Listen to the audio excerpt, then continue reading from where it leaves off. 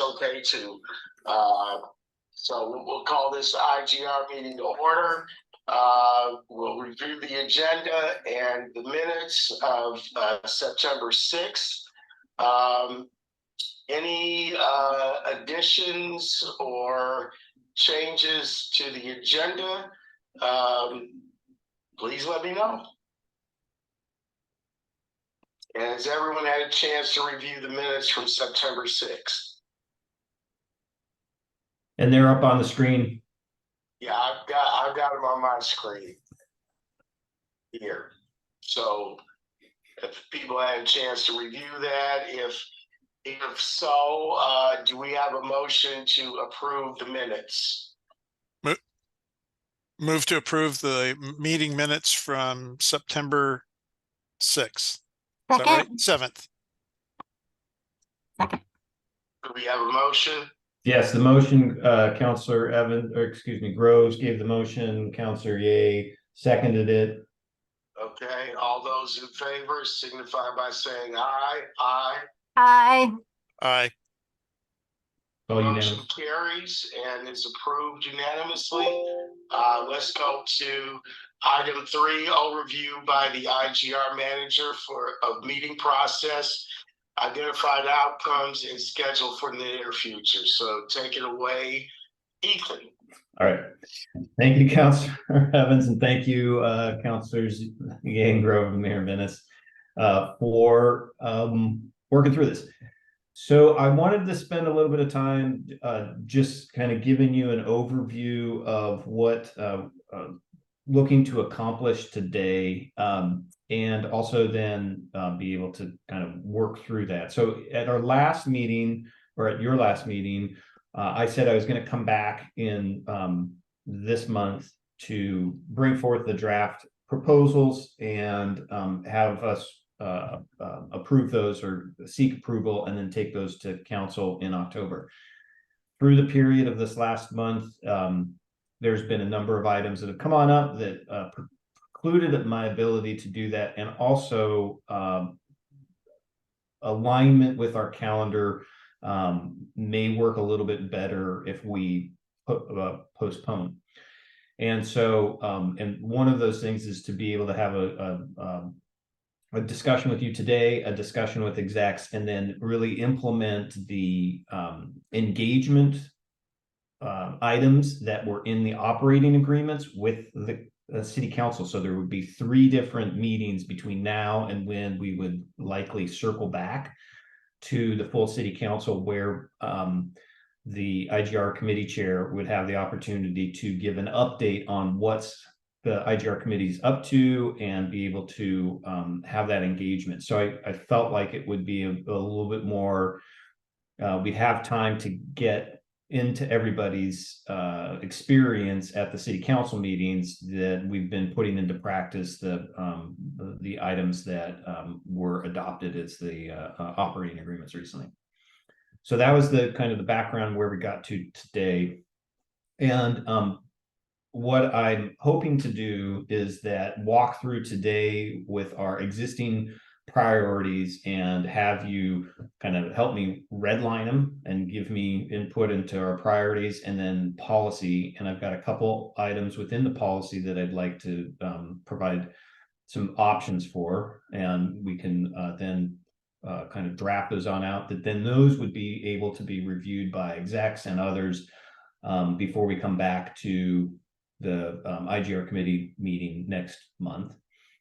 And then additionally on be able to have that as our work to go forward. And then additionally, I would like to recommend, well, I am recommending that we move next month's meeting from the first Wednesday of the month, which is the 11/1, to 11/8, which would be the second Wednesday, but it would be right after council work session. And the reason for that is that the council work session that is going to preclude on the IGR committee meeting on the 8th is the one on open air drug use. And it could help us just really align in a more efficient process if we get direction out of that meeting, that we can immediately go into IGR committee meeting, ratify that, incorporate it into our final document, and then we can go to council, ideally at the end of November or early December to kind of finalize. So that's kind of what I'm working on with Brooke, and well, trying to just kind of align some different moving schedules. How does that sound? Sounds good to me. In that work session, we're going to get, I'm assuming we're going to get a presentation from the chief on his views on open air drug use and Measure 110. My understanding is that Matt Rodriguez is going to be leading that and that discussion. And we were in a meeting with Judge Gill, Chief Skinner, and Matt, among others. And so I think that there's a pulling together the most appropriate team to then present to council with information, responding to Councilor Groves's questions that were put forward. I had tea a couple weeks ago with Judge Gill, and he at that point was not aware of the work session, so I shared a copy with him. I'm glad to hear he's involved because I think he is a key piece of this.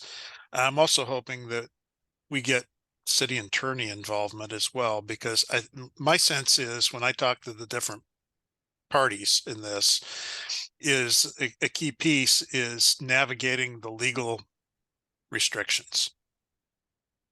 Yeah. Yep. And so we'll jump into a little bit of that when we talk policy here in just a little while, but I wanted to just confirm with everybody that the process piece of where we are today, where we want to go by the end of today, and where that would lead us for the next month or two. And so at some point today, I would like to get a motion and direction of if you are okay with that, moving the November meeting from the 1st of November to the 8th of November at 1:30. Well, I'm good with it. I don't Mayor, Randy, Councilor Ye. Yeah, it's fine with me. So moved. Second. It's been moved and seconded to move the meeting, the November meeting from the 1st to November 8th. Any questions or comments on that? If none, all those in favor signify by saying aye. Aye. Aye. Great. Excellent. Thank you. Motion passes. So we're going to meet November 8th. Yep. And I'll update after the work session. Yes, I'll update the calendar and we'll get all of that settled on out. Thank you. Okay, I'm done with that item, Councilor Evans. All right. So we'll move to item 4, which is an action item. Review the current org and priority document and provide feedback. So let's click onto that. Any comments on the items on the Eugene State priorities for 2023? If I might provide a little bit of context, Councilor Evans, is that all right? Yeah, absolutely. Go ahead. Okay, thanks. So this is our existing priorities. And as you can tell, we've got number 1 is seeking funding for unhoused emergency response. Number 2 is funding for priority projects, which included the Clear Lake Road infrastructure, Crow Road infrastructure, community center clean air upgrades, and police body and dash cameras. 3 was support increased state investment in mental health and behavioral health systems, and there was a couple priorities within there. And then number 4, support the creation of an Oregon Cybersecurity Center of Excellence. 5, attorney-client privilege for public agencies. 6, resilient, efficient buildings task force recommendations. 7, seek minor revision to SB 1565. And 8, support exemption from the sharing of public records for certain documents related to cybersecurity plans and systems. Ethan, question. Yes. So forgive me, I can't remember. Are these in priority order or are these just our top priorities as a group? These were in priority order. Okay. They at the time when it was adopted in at the end. All right. So what I'd like to go do is just the overview of those. At this point, number one is still valid. We would tweak the number, the amount to be probably around 4 million is what we've identified as a gap. Number two, A and B are still valid. C and D, well, I would recommend we remove. And we'll get a chance to come back and to discuss more of this. Number three, support increased state investment in mental and behavioral health. During the short session, I would say we should not have that one on our priorities because I don't see us having a discussion on funding for that. We can keep it as a broad one. I would be good with that as far as a priority, but I would recommend removing these different bullet items that are on here because they're no longer germane to what's being discussed. Number four was yes, Councilor Evans. Question. Isn't priority 3 in support of a Lane County ask already at the state level for mental health and behavioral health investments? It could be. I mean, we can tweak it pretty easily to be that. But I would, if I can, I'll get through these and I'll talk a little bit about where I see our. And then we'll come back. Okay. Number four, the creation of the Cybersecurity Center of Excellence. That one we accomplished last year, so we wouldn't strike that one off. 5, attorney-client privilege. It's not going to be feasible during the short session to move that one, and so I'd say remove that. 6, a resilient, efficient buildings task force recommendations. That was accomplished during the last legislative session. 7 was accomplished as well for the minor revisions to parking operations. And 8 is exemption of public records. That one was accomplished as well. We had that. We were successful in getting that bill passed. So what I would say is that more than likely our priorities, what if these are adopted, what I would spend the majority of my time working on would be, I would say 3 items. Direct funding for unhoused emergency response, infrastructure funding. More than likely, the economic development out at Clear Lake Road would not be as operable this year, but the Crow Road related to housing will be because of the HPAC work, the Housing Production and Advisory Council. And then we could have a broad one that continues to say support increased state investment in mental and behavioral health systems. And so that's how I'd like to recommend that would be our 3 moving forward. And then when we get into the policy document, we can talk about what kind of language we would want to change so that we can actually be in a proactive advocacy position when items are coming up, but we would not necessarily need to add those to the priorities document. And so Councilor Groves has a Thank you, Chair, and thank you, Ethan, for that. And I certainly understand why the Crow Road project would be put ahead just because it fits the bill and we need housing. When would we have a chance to come back at the Clear Lake Road piece with the infrastructure? Because, I mean, Councilor Evans and I have seen businesses walk that we're interested in locating here just because there are no shovel-ready sites, especially in the size parameters that they would like. And I mean, these are employers that could be employing, 1,000 people with living wage jobs. And so, I mean, this is important to our stability. It's important, I think, to the people who live here. I'm just trying to figure out timelines and how we go about tackling that piece. But again, I'm not saying that I disagree with what you're suggesting and putting the Crow Road housing development ahead of it, because that fits and we need that too. Right. I would thank you, Councilor Groves, for the question. What I would say is that we keep both the Clear Lake Road and the Crow Road on the list as priorities. Okay. I misunderstood. But I just want you to recognize that during the short session, more than likely there's not going to be an opportunity to secure funding for the Clear Lake Road, because the discussion right now, all eyes in the legislature and in the governor's office and a lot of advocates are focused in on housing infrastructure, housing production, housing. And so I think that what we'll see is money getting allocated for infrastructure for housing, and that would align with our Crow Road project. I still think we should keep the Clear Lake Road on there, but more than likely it's going to be a longer play, and we'll keep, I would say, just keep it on the list and keep advocating for it.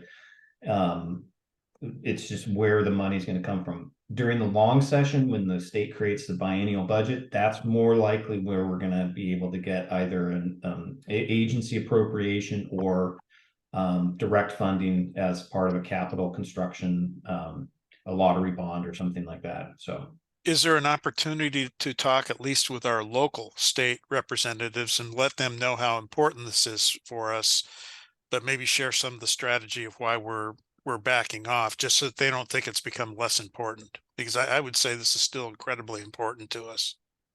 Oh, definitely. I mean, I think that if we have three priorities, the second priority being seek infrastructure dollars, and the two projects that we have as infrastructure continue to be Clear Lake Road and Crow Road, and we've gotten the materials for that, my work would continue to be in advocating for that and moving those forward for funding as funding priorities for the city and the region, and asking our delegation to also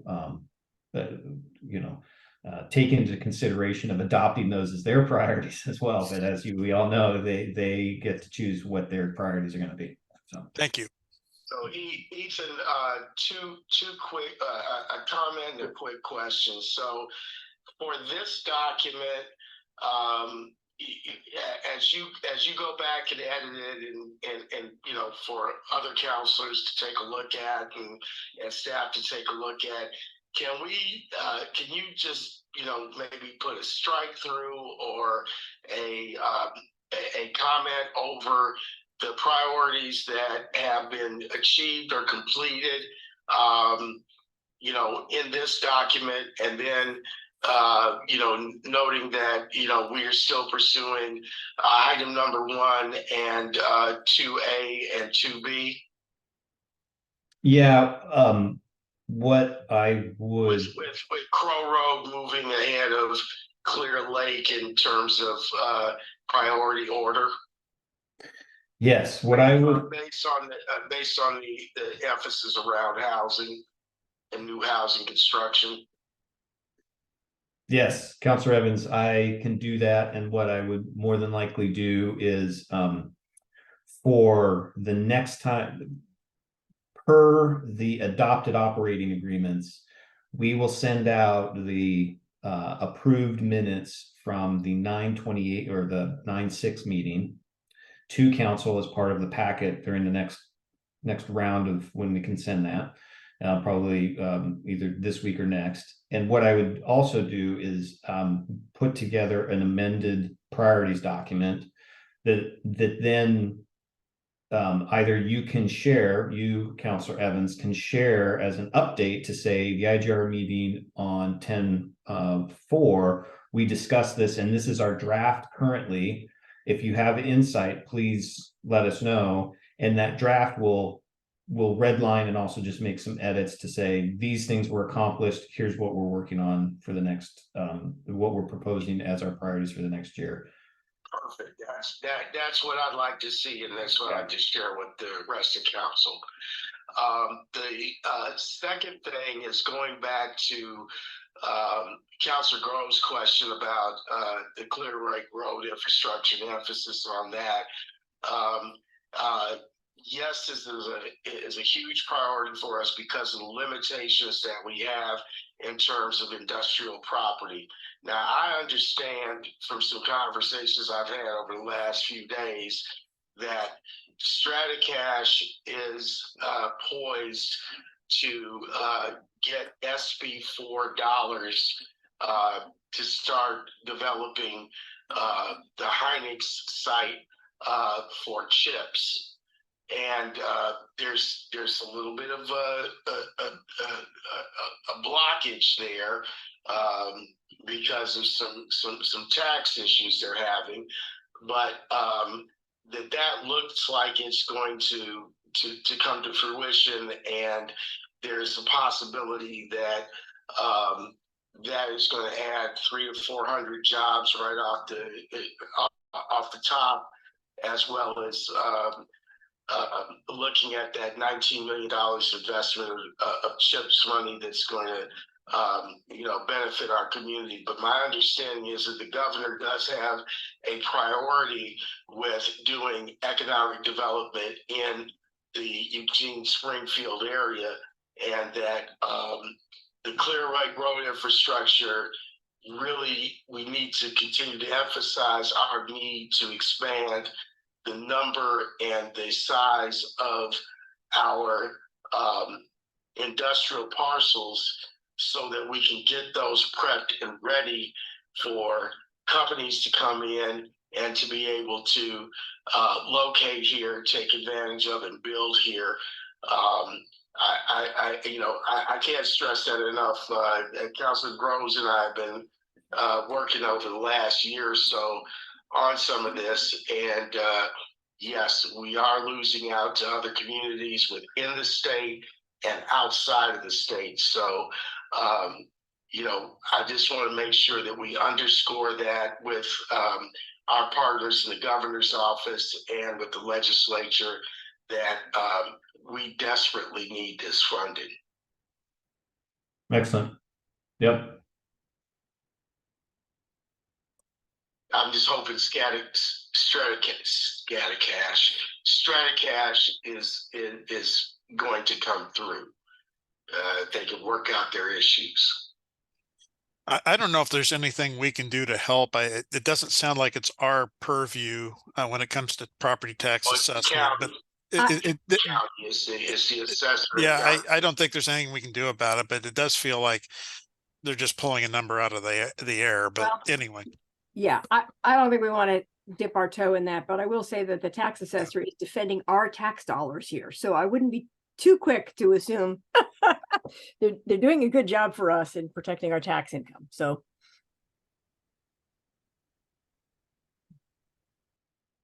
Okay. So moving Ethan, on. do you need a motion or something to do that, or are we good to move on? On the item, Of strike or changing I guess we're just taking out the things that we have accomplished, so maybe not. yeah, at this point, I think the action is reviewing, which we did, and then providing any feedback.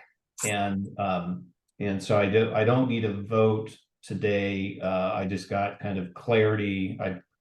I feel good on where we're going to go with the draft priorities, because then we're also going to share that with execs and gather that information and come back. And if there's anything that we need to tweak, it'll come back for our meeting in November. But I like having 3 priorities as we go into the short session, because there's going to be other things that are more than likely going to get pushed onto that list. But if we start out with 3, then we end up with 5, we're going to be okay. So sounds good to me. Then we're looking at item number. Well, we're supposed to take action on the priority document. So do I have a motion to approve the priority document as edited? We've gone down to 3 priorities for the short session. Councilor Evans, if I may. Or do we have to do that? Yeah, no, we don't need an action today. I wanted to, okay. I may have not been clear on that. Just review, no action. Yes. All right. Well, let's move to item number 5, the state and federal document. Great. And I'm sharing my screen right now. And so what we've got here is our 2023 legislative policy document. And, it's pretty broad. It covers a lot of territory, which is great. In regards to the two items that I sent on out in the email to you related to the Governor's Housing Production and Advisory Committee and the proposals that are on the table right now, I looked through our kind of the financing and then the land use items, and we've got good guidance in here existing. I don't think we have to tweak much, if anything at all. And this is, again, it's a iterative process because the HPAC or the governor's framework came out on Monday. I've got meetings, I've been in meetings this week.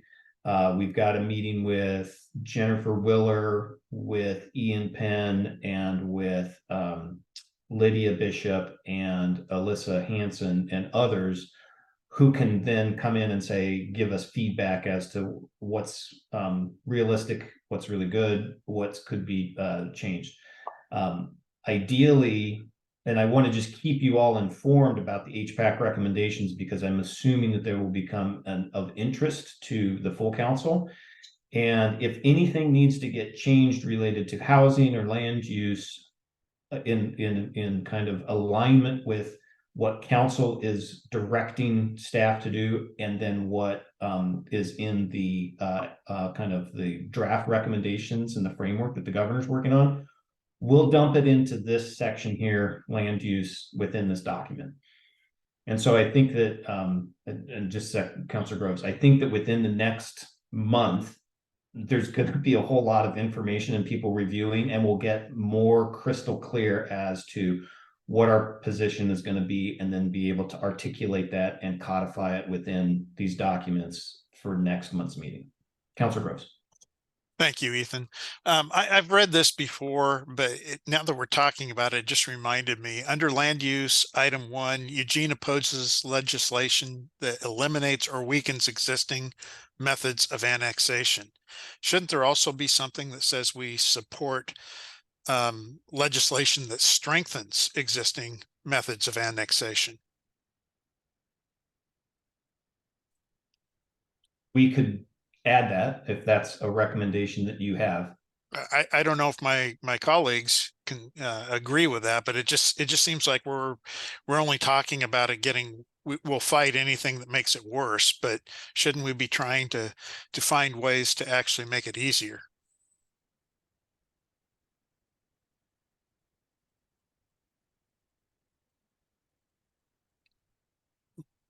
Maybe I'm in a class by myself.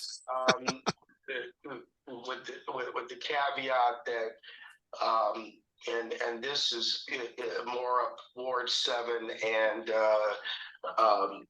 Ward 5's alley, since they are representing the River Road, Santa Clara areas, and are the areas that are in the county as well as in the city, in those two areas, and kind of the piecemealization we've been dealing with over the last 35 years that I've lived here.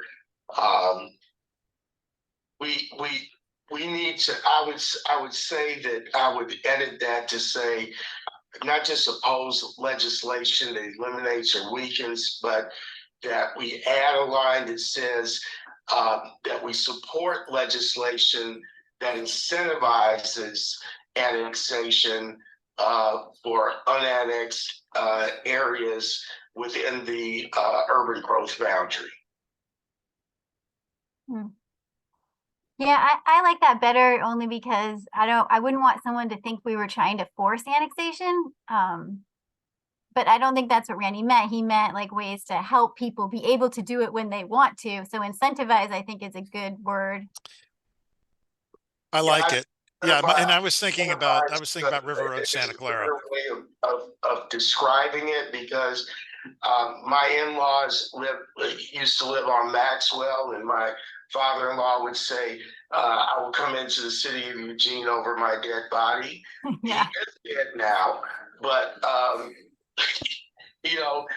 we sold it. We sold the house and everything else, and all of that. But the neighbors around there still feel the same way. The ones who are not in the city and feel like, okay, if we're going to get police protection, we're going to get sewers, that kind of thing, why do I have to come into the city of Eugene? So there's still a controversial issue out there.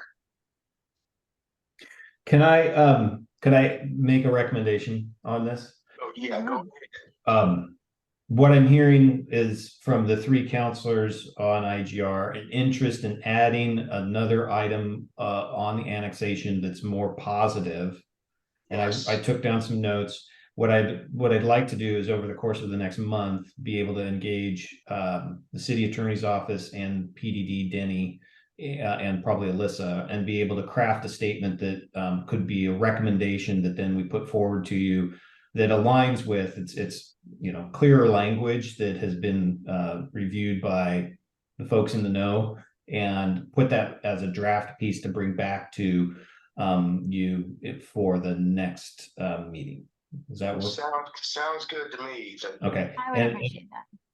And my sense is that item will likely when we bring it to, we want to be mindful that when it gets brought back to the full council, there will likely be a robust discussion on annexation. And so I'd want you all to consider that as far as how our process will move forward. But I will do that due diligence work to get it written on up to align with what I heard today. And I appreciate what you said, Jennifer. It was not my intent for hostile takeovers. I was just, and I was thinking specifically about River Road, Santa Clara, and island annexation. In a much more proactive way than what we've had it before.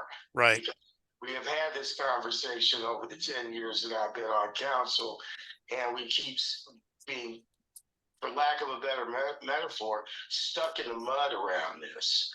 And we can't seem to get any traction about, either how we bring in unincorporated areas into the city, particularly in River Road and Santa Clara, and to do that in a way that makes it attractive to people who are residents of those unincorporated areas, to say it will be of a benefit for us to become a part of the city of Eugene instead of staying out of the city and staying in the county. Okay, I'm going to keep moving on down because the items, so the two items that I shared with you related to upcoming issues. Well, there's three upcoming issues. Two I want to address here, and the third we'll discuss in just a little bit. But so the first one is Housing Production Advisory Council. And so just to reiterate, in land use and or housing policy areas, if there's changes that need to be made, we'll put them on in there. And I'm going to then also work on crafting some language related to the information you just shared on the annexation. So that's moving off of the HPAC and the housing and land use piece. We're then going to go to the discussion that I had shared via the Measure 110 effort. And so currently what we have. Even before you get to that, can I ask a quick question about, I know that we are a sanctuary city, but given what has been occurring in New York and Chicago and a few other places lately, I go down to the equity and inclusion section. We support legislation that protects refugees regardless of citizenship status. I think that's fine. Do we need to make any kind of additions or adjustments to that when we're talking about the possibility of accepting refugees and what numbers that the city could or could not accept in the case that we start getting people bused here from Texas or Florida or somewhere else? I would need to ask our staff specifically that are working in the equity and inclusion area to get a better understanding of what we would then come back to either IGR or the full council if that's a item that is agreed to be discussed. That's a big Oh, yeah, big item. I'd like to get some staff clarification on that because I think that we're going to have to deal with that item sooner than later. And so for clarity, what you're requesting, and I just want to make sure that I'm hearing this right, is that do we need to make changes to the equity and inclusion section of this policy document that would allow for Eugene to accept more refugees? No, I want it to look like, instead of it, define how many, well, not how many refugees, how do I want to define this? Is we only have capacity right now.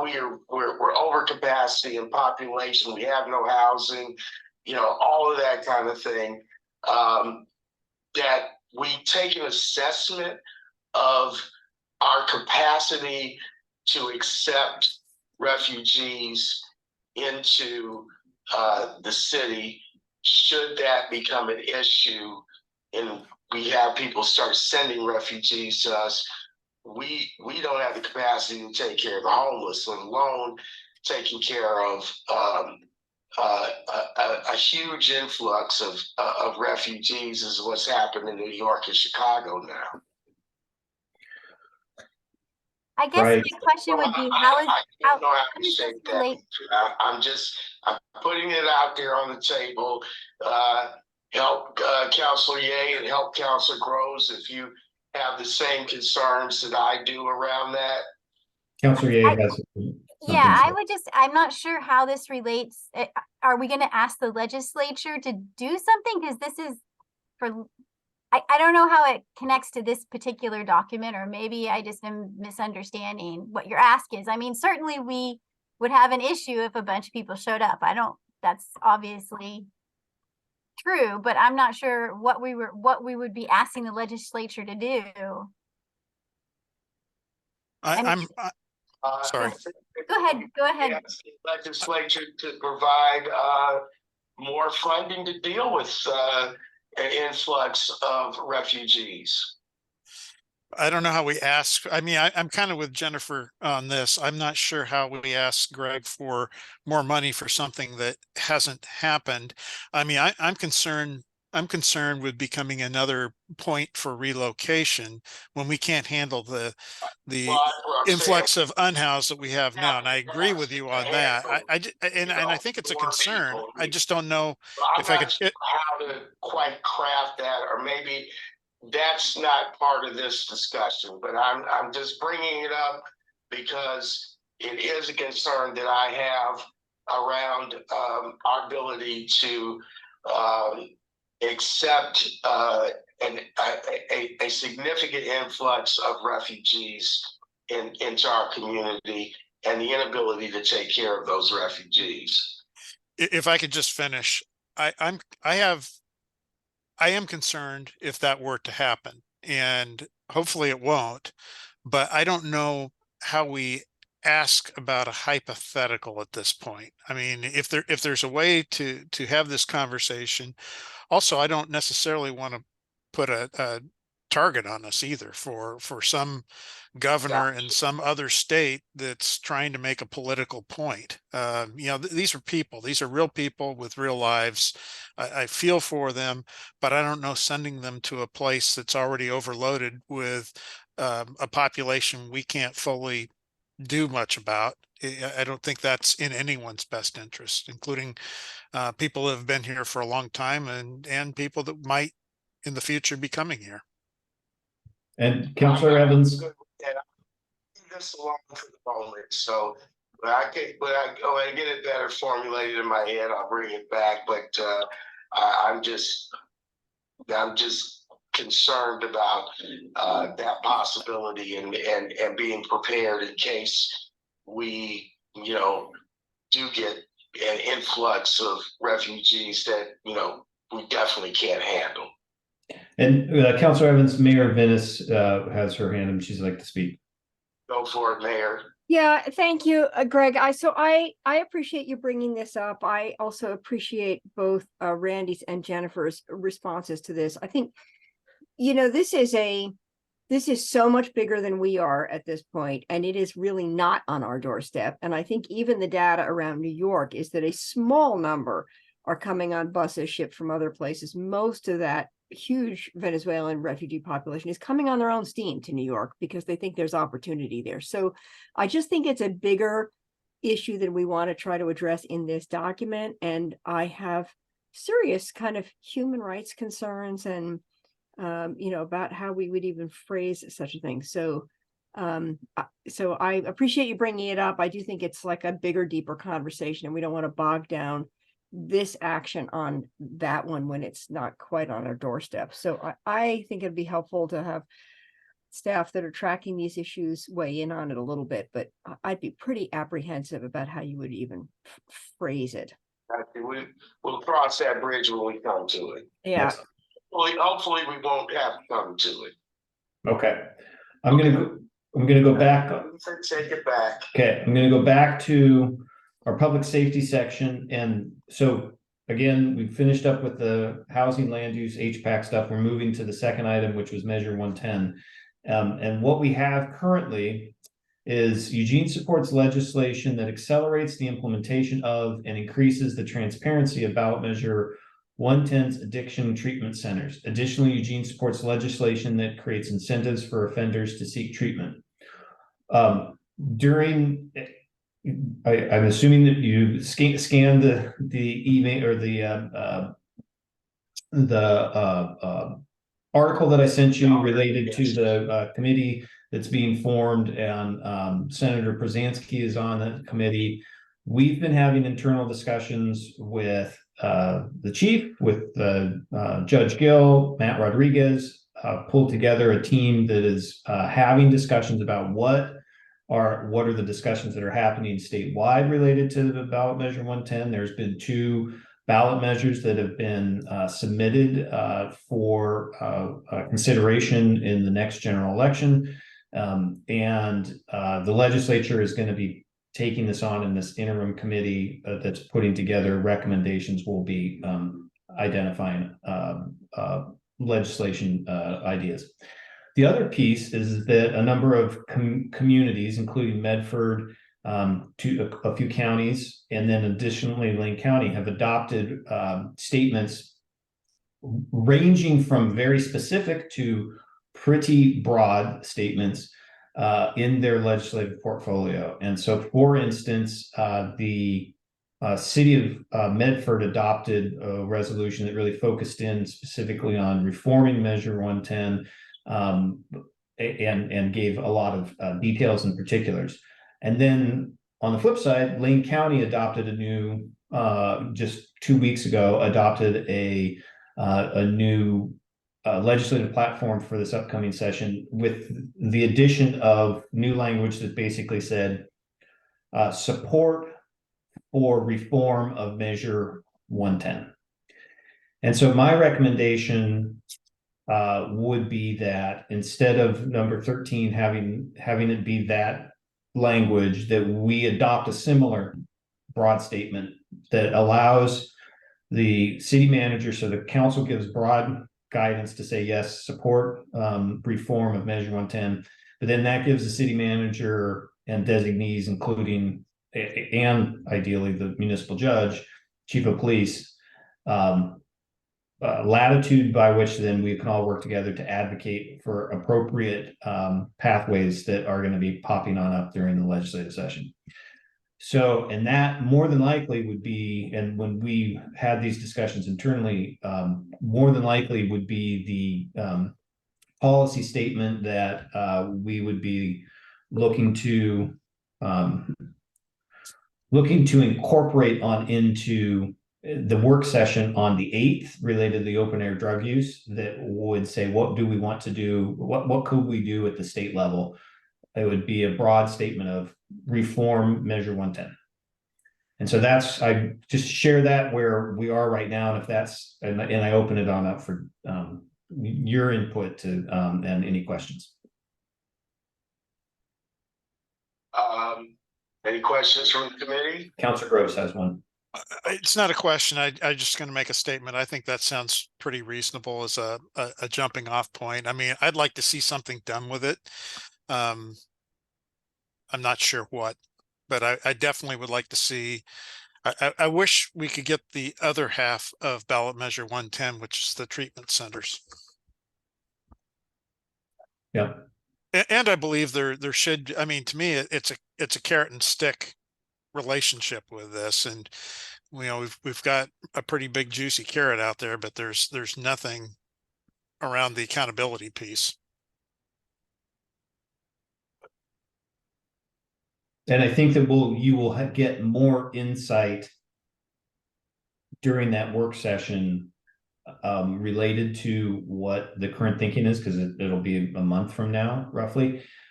But my sense is that if we make a revision that is broad, that allows for that supporting for reform of Measure 110, that would be that would set us up in a good space so that we can actually advocate effectively for what the kind of tenor of the discussion that comes out of that council work session would be.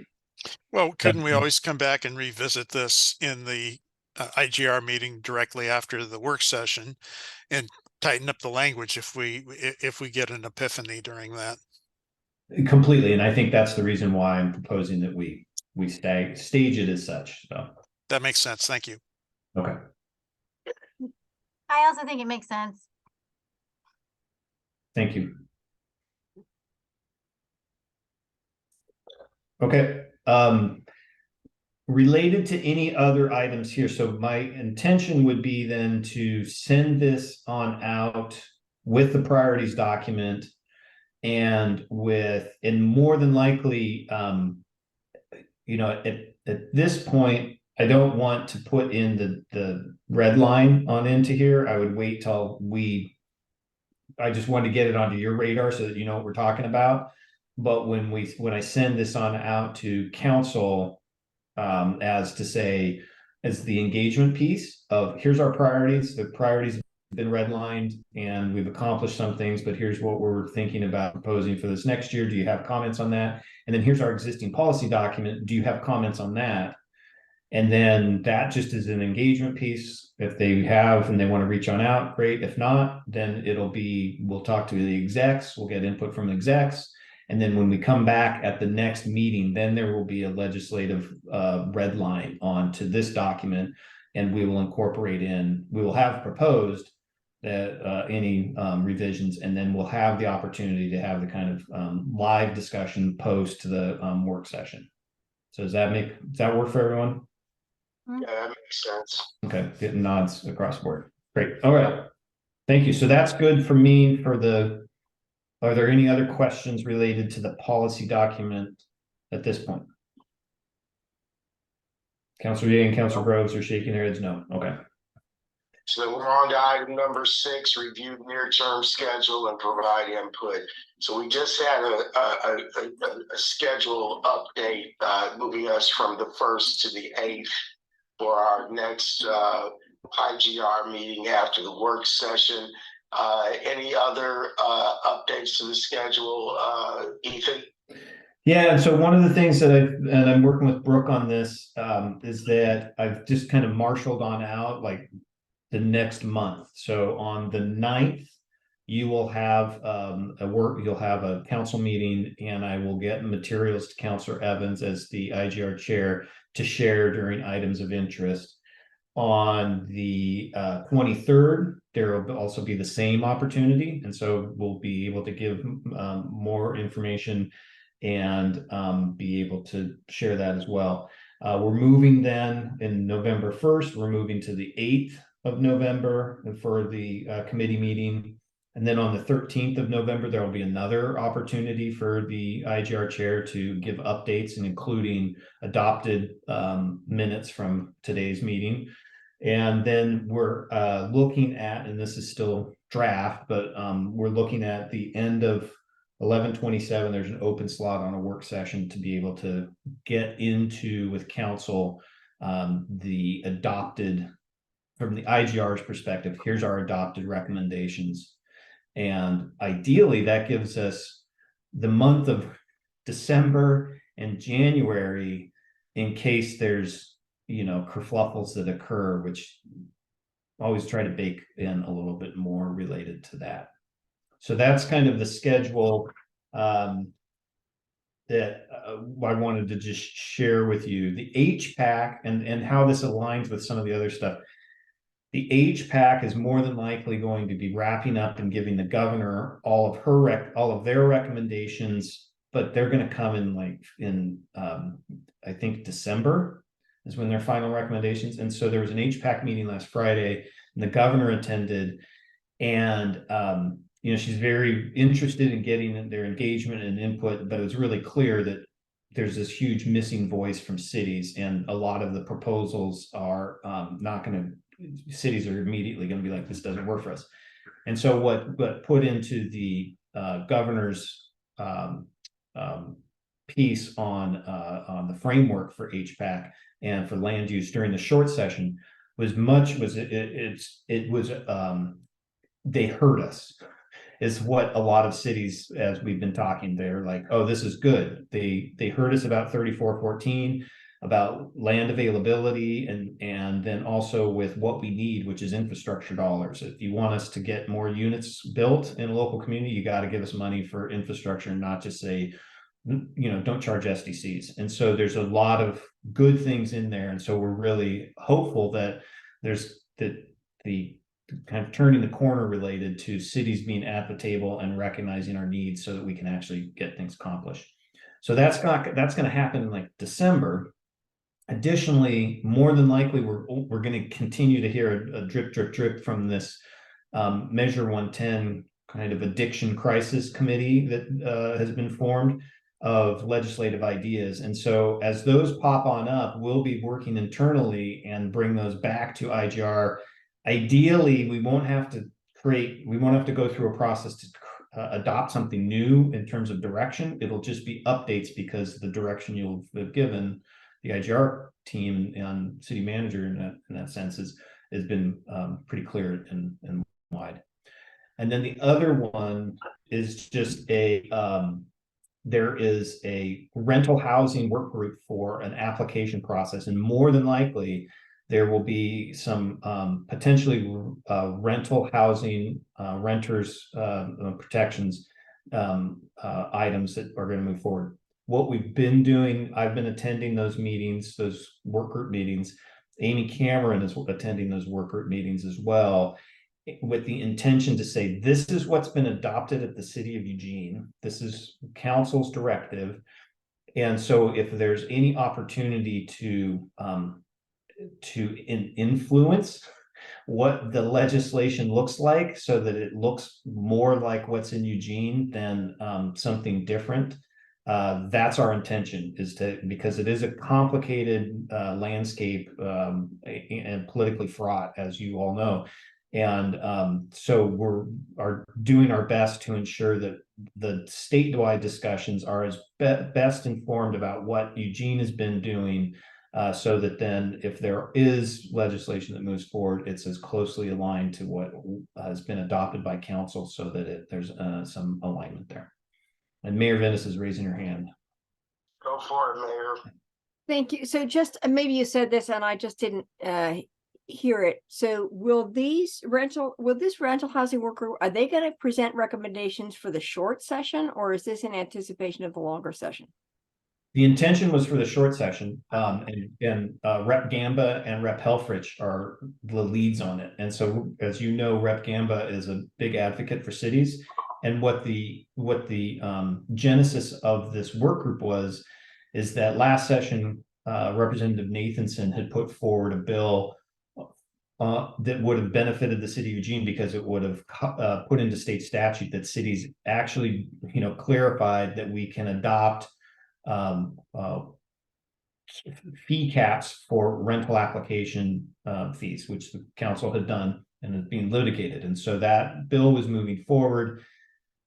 It was getting some opposition. And so then the negotiation was to say, okay, well, we won't push this bill forward, but what we want to do is have a work group during the interim that works on a universal application and that can be statewide. And so that's what they've been working on. And ideally, that is going to be coming back in the short session because of all of the work related to housing production and potentially the governor saying, I don't want to deal with this. The legislature saying, let's push it to the long session.